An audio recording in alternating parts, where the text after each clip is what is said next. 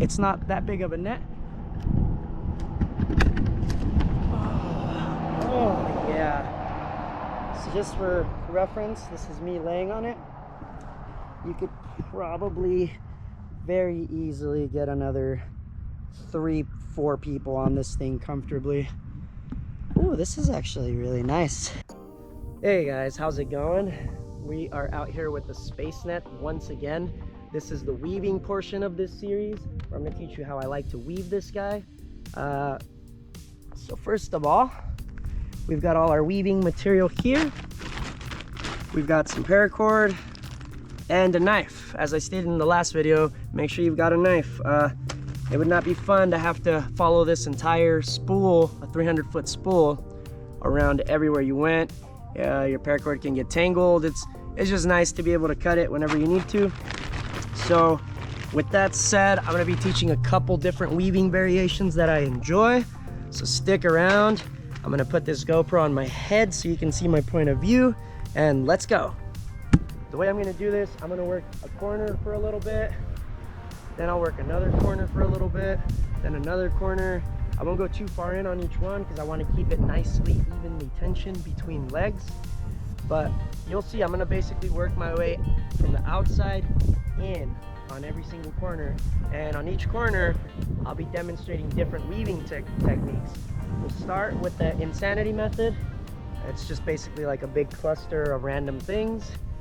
We will then go to a more patterny method.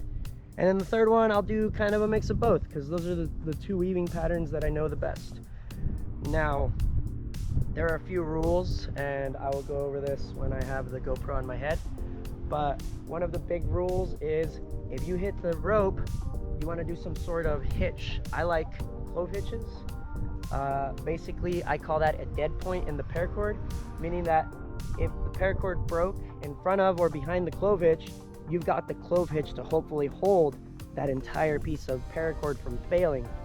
Example, if you just wrap around the rope a few times and the paracord cuts, that the whole thing has failed and it's compromised. So I like to have redundancy, and doing a bunch of hitches around these ropes adds redundancy to your paracord. It wouldn't be fun to weave this entire net with a single piece of paracord just going everywhere, no hitches, no knots, nothing, and then one strand rips and your entire net has failed. Try to imagine that. That would be unideal, especially if you're rigging it up as a highline. So I'll show what that looks like. Stick along, and here we go. Haha, okay, so this is pretty cool. I didn't actually have to put it on my head. I have it on one of my anchors. It fit perfectly, so we're gonna get a nice aerial view of how we do this. I hope me moving this isn't gonna be too distracting. Well, we'll find out. First things first, I'm just gonna take some yellow here. I like to take, I don't know, about 5 meters at a time maybe. This is the insanity method. So we have a piece of paracord, just kind of a random length. I'm gonna take my perimeter here and I'm gonna do a clove hitch. Now I'm not gonna teach you how to do a clove hitch in this video. There are a lot of really good videos online that show how to do it. So this is the clove hitch, simple as that. And then because this is the end, I like to do 2 half hitches, just to keep it really solid on there. Really tight 2 half hitches. So that's that. And then essentially what I'm gonna do, I'm gonna weave back and forth. There's no paracord in the system yet, so there's not much to really think about. So I'm gonna go here, and like I said, I'm gonna do another clove hitch here because I hit the white rope. Every time I hit the white rope, I do a clove hitch. That's one of my main rules, and I pull this tight. So I'm gonna go over here. This is gonna give me a little bit of a sharp angle, but that's okay. Shouldn't be a big, huge deal in the grand scheme of things. It's another thing to keep in mind, by the way. If your net is pulling in like really weird, not optimal directions, these could slide. Well, that's why we could go this way if we really wanted to. I'm just gonna come straight out here to kind of balance it out, you know? Try to think of these like vectors, you know? If this guy's pulling this way, you want this guy pulling somewhere over here to keep this guy from sliding. So we're just gonna go right here. That's just another clove hitch. And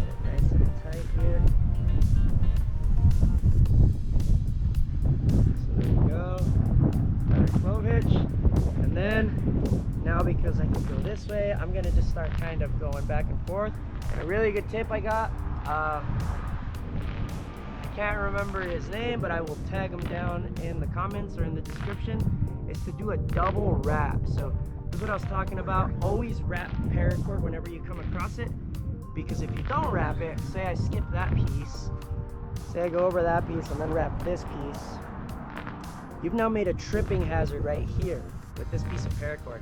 So every time you come across a piece of paracord, wrap it in some sort of way, and I'm gonna do double wraps in this case, so that way there's a little less friction involved. So we're just gonna kind of go for it here. This is the, like I said, the insanity method. So, and this one will be kind of tough. I'm gonna just put this right in here.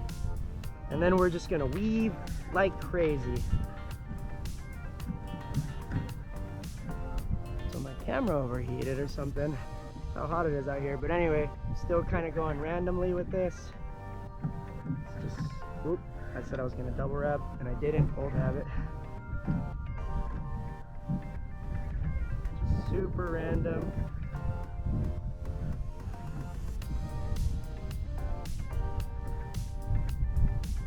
And just for clarity's sake, I'm gonna finish this piece of paracord right here.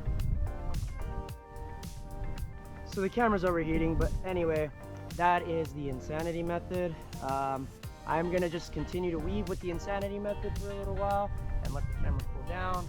And then once I'm done with a good chunk of it using this method, I'll move over to another piece of it and use a more organized pattern method with a cooler camera. So I'm sorry I can't show the time lapse of this. Hot camera, you know how it is, but well, I'll see you soon.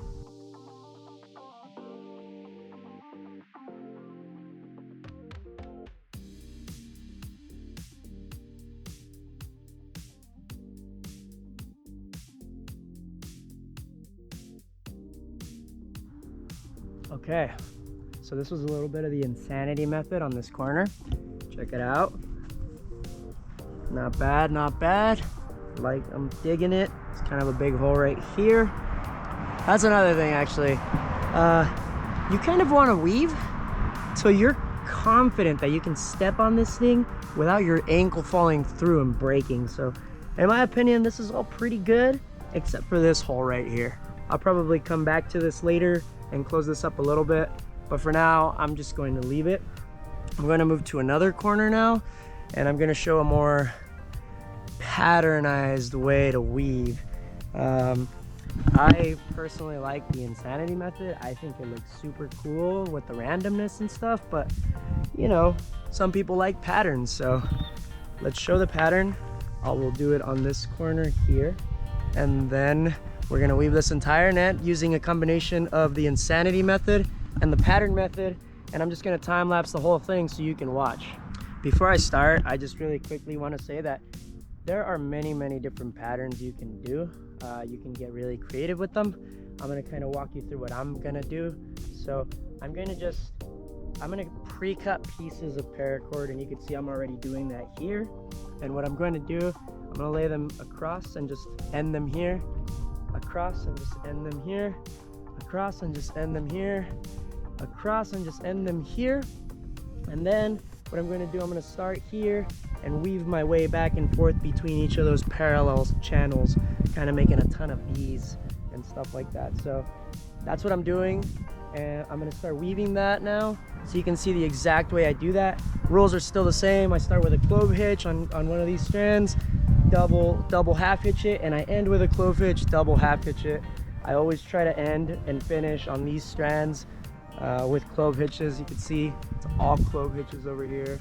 And another thing I haven't mentioned with the ends, I personally like them, so I leave them, but I know other people that cut their ends so you can't even tell that there are ends dangling down.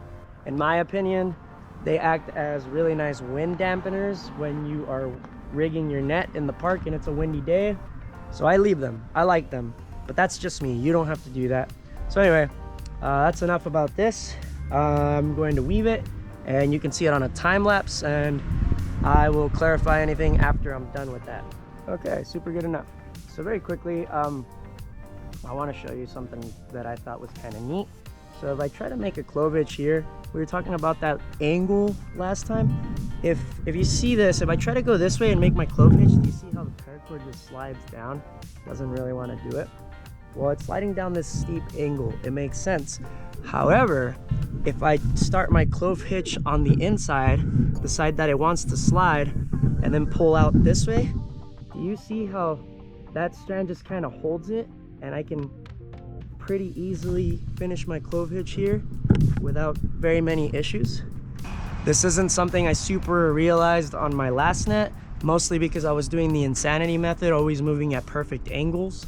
But yeah, so just remembering to work toward the inside to hold your clove hitches, I think that's really, really nice. So I just want to share that really quick because I'm still learning even as I do this video. So yeah, anyway, let's get back to the time lapse.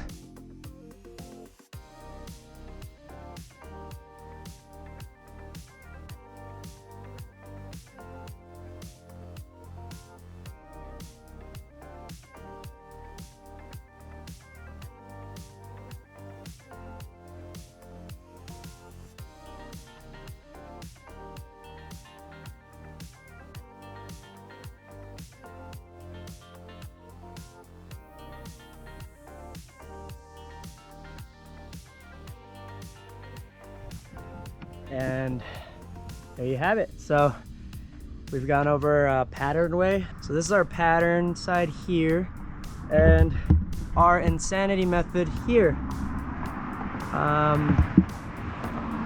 So we're just gonna go around this entire net, working on it, kind of a mix of both. I'll time lapse the whole thing if I have enough battery on these cameras. Put down in the comments below which is your favorite.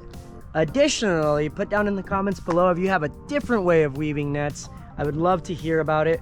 These are the two ways I'm familiar with. I hope these two ways were helpful. If they were, please drop a comment down, like this video, and subscribe if you haven't already. It doesn't cost you anything, and it makes me really, really happy. Quick teaser for those of you that stuck around till the end. I am going to be giving this net away. That is right, you heard that correct. I'm gonna give it away when it's done. Stay tuned for how to enter that giveaway. That'll be coming in the next few weeks, hopefully. Like I said, thank you guys so much.